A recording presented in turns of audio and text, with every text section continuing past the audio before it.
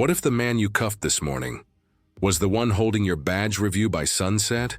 They thought he was just another suspect. Wrong jacket, wrong place, another name for their paperwork pile, but he wasn't.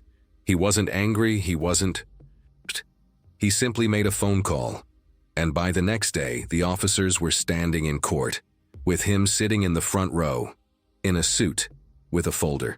This is not a revenge story.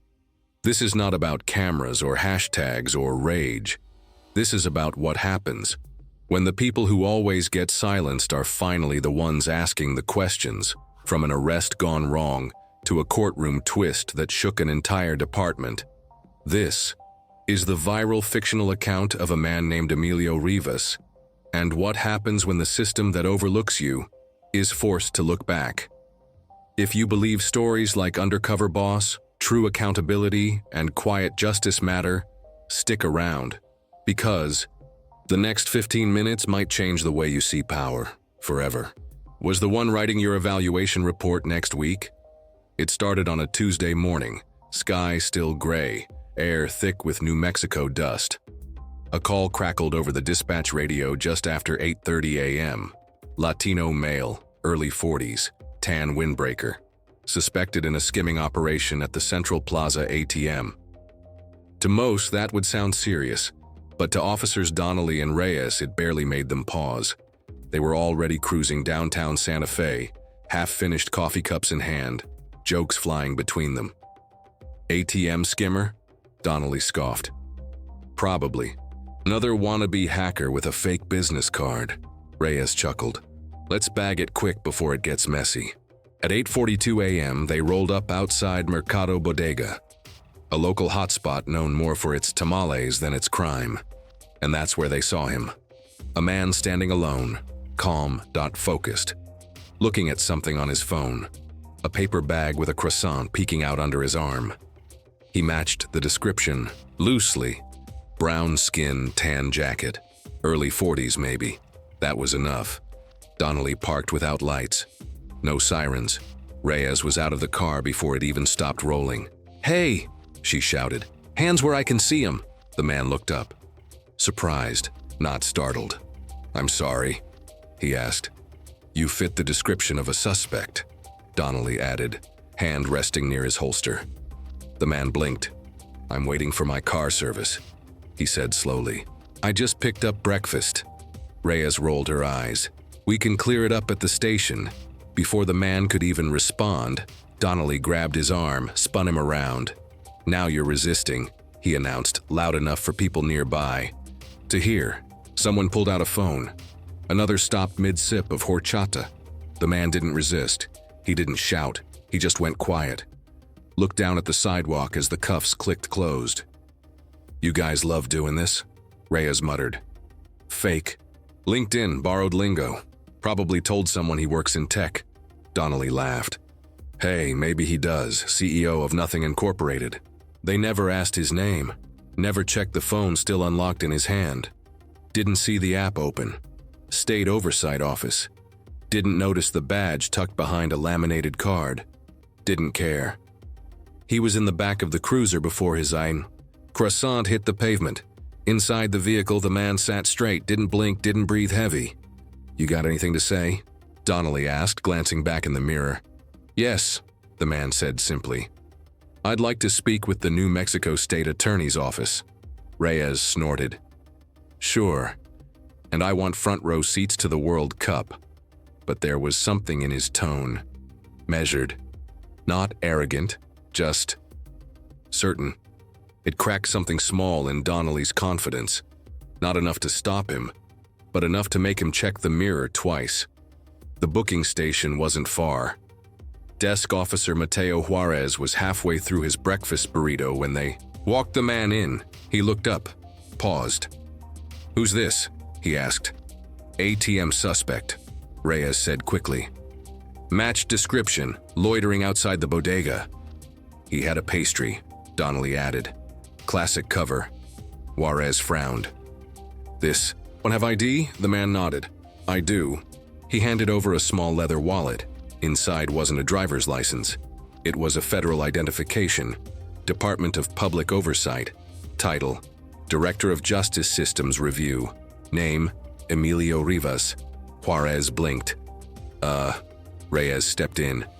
You doubting the field call? Juarez didn't answer. He was already walking to the back office. 10 minutes later, 2 people entered through the side door. Suits, no badges, plain, precise, powerful. They didn't raise their voices, didn't argue. They handed Juarez a folder, requested immediate release. And by 9:45 a.m., Emilio Rivas was gone, uncuffed. Pressed shirt, clean shoes, not a single word to Donnelly or Reyes, just that same steady presence, as if the room had just been weighed and found wanting, and the real test had only begun. They expected paperwork, maybe a slap on the wrist, even a sarcastic memo from a board supervisor. But silence, that was worse. No phone call, no briefing, no whisper in the break room. Just cold eyes from the precinct receptionist when Reyes dropped off her report, and a longer than normal pause when Donnelly clocked in. Like his badge swipe took a second to think about it. The tension wasn't loud, it was surgical. Clerks stopped mid-sentence when the two walked by. Conversations ended.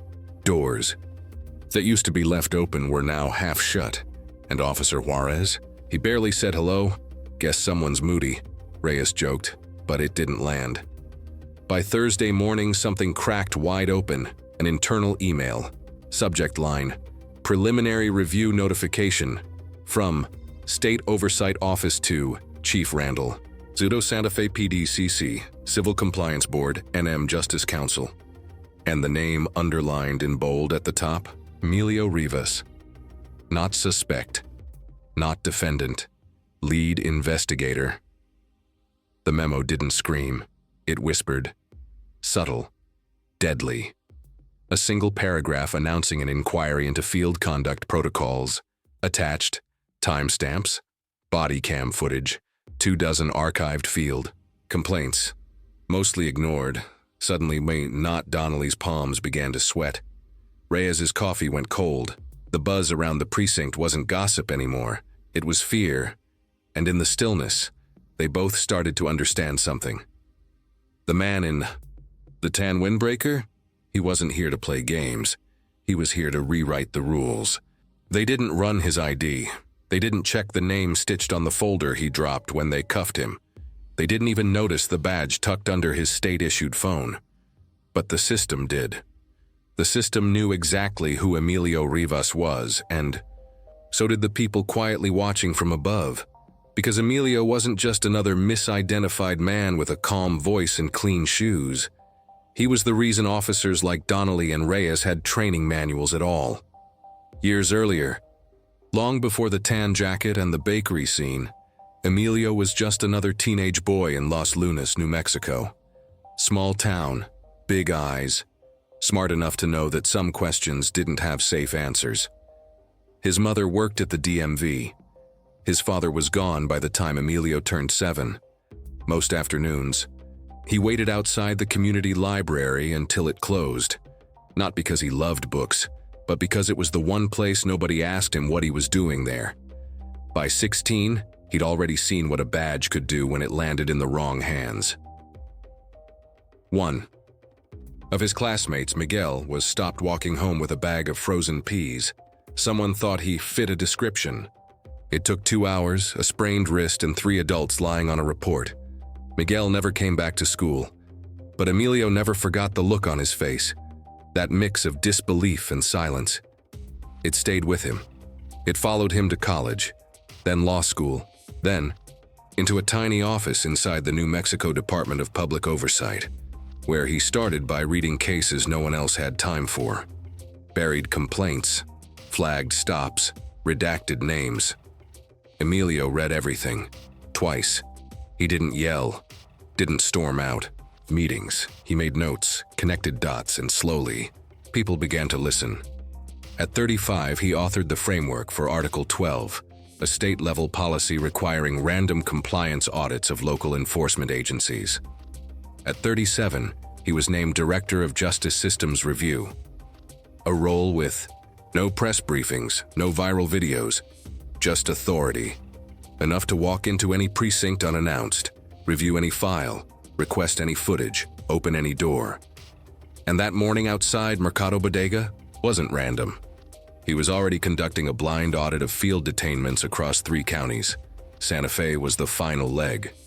He was tracking response times, language patterns, and body cam usage. He'd been watching Donnelly and Reyes's unit. For 3 weeks that morning, he was simply buying breakfast between stops. The arrest came to him. And so, he let it play out. Let them cuff him.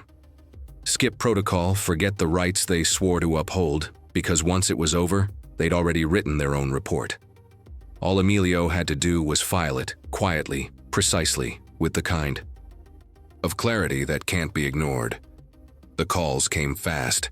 The moment his credentials hit the booking desk, not from lawyers, not from reporters, but from 3 separate state offices and the Civil Compliance Board. Because when Emilio Rivas moves, it isn't loud, but it's felt. And the people who know his name don't ask if something went wrong. They ask how deep it goes. By the time Donnelly and Reyes realized who he was, the gears were already turning. Their names weren't just in a report. They were on a timeline, a pattern, a map of decisions made, in seconds, now being replayed frame by frame. Because Emilio isn't a prosecutor, he's a mirror. And once you look into it, you can't pretend not to see what's staring back.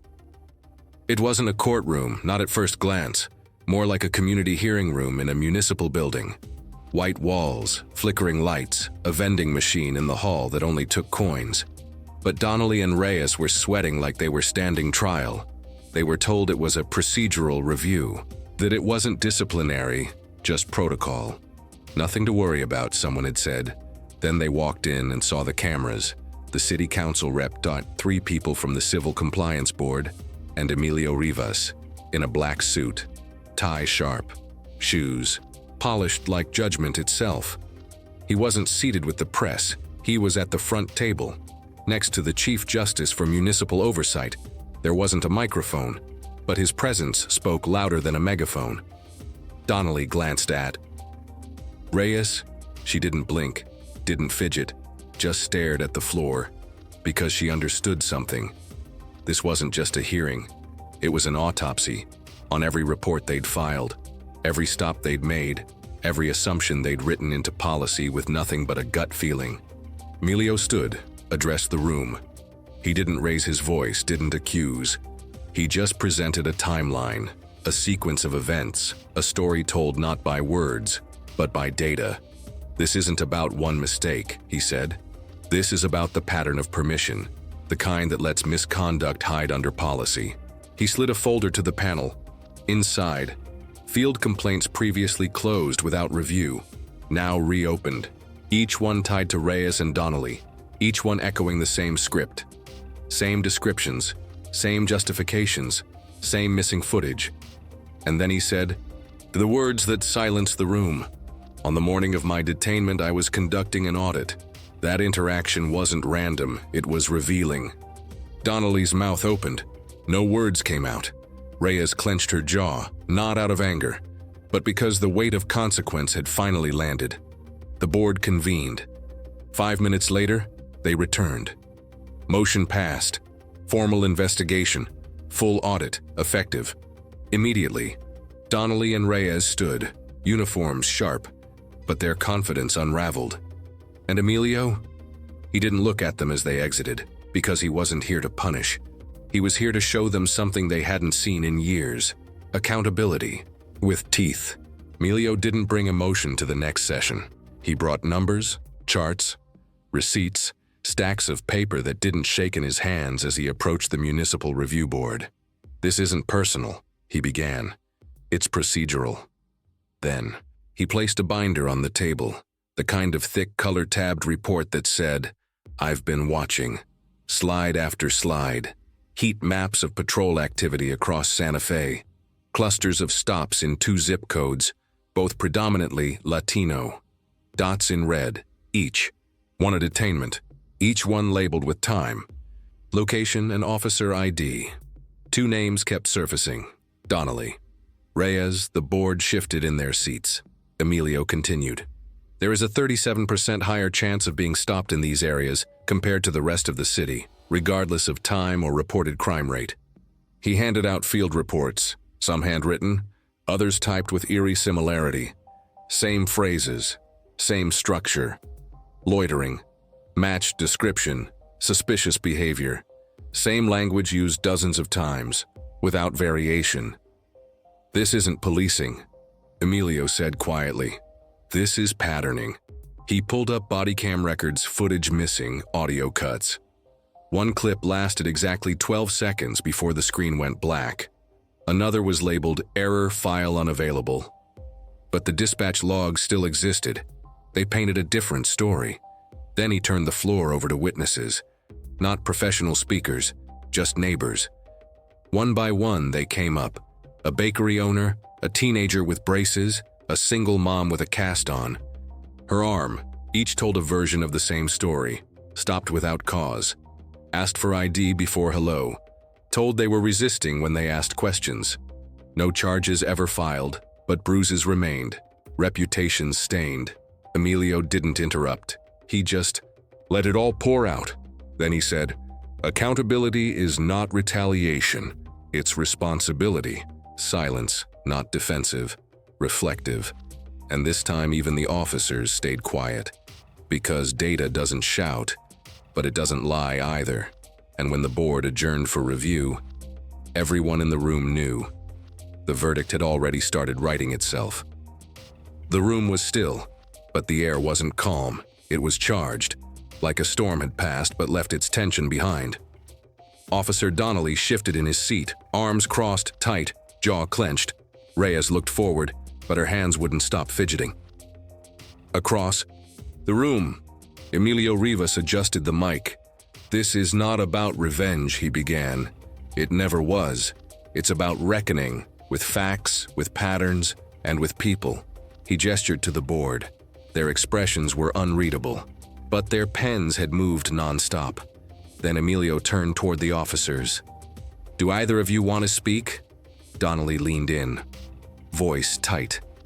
"We responded to a dispatch, followed protocol. We didn't know who he was." Emilio nodded slowly. "I believe that, but that's part of the problem." He stood, binder closed. Reyes took a breath, then another. "I didn't see it," she said quietly. "Not until the numbers. Not until I saw our names repeat like a pattern I didn't mean to draw." Her voice cracked. Emilio didn't smile. Didn't judge. He just listened. The board chair tapped a paper. "Read from it without flair. Effective immediately. Officers Donnelly and Reyes are suspended from field duty. Mandatory ethics retraining, comprehensive audit of precinct data from the past. 5 years. No cheers, no applause, just gravity." Then Emilio said what he came to say, his final line. "Justice doesn't begin with punishment. It begins when you stop pretending harm is invisible." He turned, binder in hand, and left the room, the echo of his steps louder than any siren that had brought them there. And for the first time, no one had anything clever to say, only silence and consequence. No headlines, no dramatic speeches, but something had changed. Santa Fe PD didn't announce reform, they demonstrated it. The first change was quiet, a stop and report board installed in the precinct hallway, anonymous, visible, reviewed weekly by an independent oversight team. Then came the training overhaul. Every new recruit was handed a revised manual. Inside, a full section titled "The Rivas Case." Required reading. Real footage, real data, real consequences. For the first time, cadets were told, "This isn't about catching bad guys. It's about not becoming one." Officer Reyes requested reassignment, took a desk job training new hires. Not punishment, reflection. Donnelly resigned 2 weeks after the ruling. No statement, just a cleared locker. The public never saw Emilio Rivas again. No press conference, no viral tweet. He returned to his policy work. Same office, same coffee, different. His name remained in the reports, though, and in the minds of every officer who read them. A few weeks later, 3 individuals who had filed complaints in the past. received official apologies. Not settlements, not PR moves. Letters, signed, stamped, acknowledging harm. One of those letters hung on a refrigerator in the South Valley, a small frame around it, like something earned. A mother pointed at it when guests asked, "What's that?" she'd say. Proof someone listened. Because that's what this story was about. Not bringing down giants, not revenge, but listening and finally being heard. In the Academy's next class, an instructor paused before starting the ethics module. She asked, "What would have happened if Mr. Rivas hadn't spoken?" No one answered. They didn't need to, because everyone knew. And that was the beginning, not of perfection, but of presence. Because sometimes the loudest revolution begins with a binder and a man who refused to stay quiet. Emilio Rivas didn't scream. He didn't go viral. He didn't burn bridges. He opened binders. And when he walked into that courtroom, he didn't bring revenge. He brought receipts. And in doing so, he showed us that justice doesn't always come with sirens. Sometimes it comes with silence. The silence of a precinct suddenly quieter. The silence of officers staring at old reports with new eyes. The silence of a child asking, "Mom, what does that letter on the fridge mean?" And hearing her say, "It means someone finally believed us." We don't need more heroes, we need more listeners. We need more binders. So if this story moved you, don't just comment, share it. Start the conversation where silence used to live. Because in a world where badges once felt untouchable, one man dared to remind us, justice starts when we stop. Pretending harm is invisible, and presence, real presence, doesn't demand attention. It changes it.